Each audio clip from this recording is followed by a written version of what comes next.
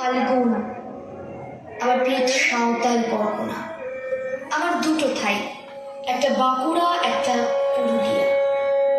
আমি গড়িয়াহাটার মেয়েদের মতো আরশোলা দেখে ভয় পালিয়ে আসি না। বোমায় বাঁ হাতুড়ে যাওয়া বাবা কতবার আমার বই পড়িয়ে দিয়েছে, কতবার আমার দুঃখী মা বলেছে মেয়েদের বড় হতে নেই।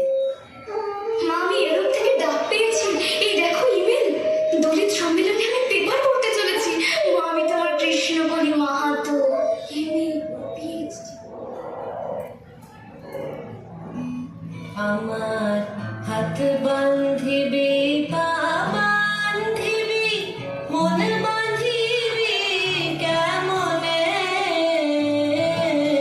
আমার চোখ বান্ধিবি, মুখ বান্ধিবি, পরাণ বান্ধিবি কেমনে, আমার হাত বান্ধিবি, পা বান্ধিবি, মন বান্ধিবি কেমনে,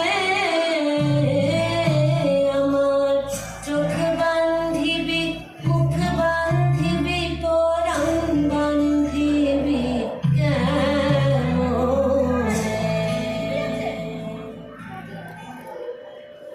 আমি যার কাছে পিএইচডি করতাম সেই প্রফেসর আমাকে রায়চকে নিয়ে যেতে চাইলেন।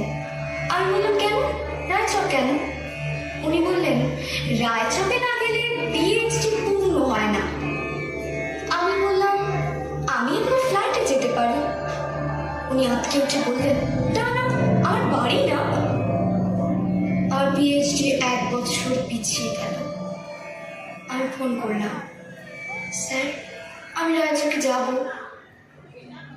হোটেলের ঘরে তিনি আমার মুকুট মণিপুরে হাত দিলেন, আমার সাঁওতাল পরগনার মুখ খুলে ফেললেন। হা হয়ে দেখতে থাকলেন আমার বাঁকুড়া, আমার পুরুলিয়া। আমার 2 অগ্নিগোলকের কাছে মুখ নিয়ে এলেন। তখনই চিৎকার, আগুন আগুন আগুন, আমি পারবো না। সেদিন আমার প্রফেসর আমাকে ফেলে পালিয়ে গেলেন।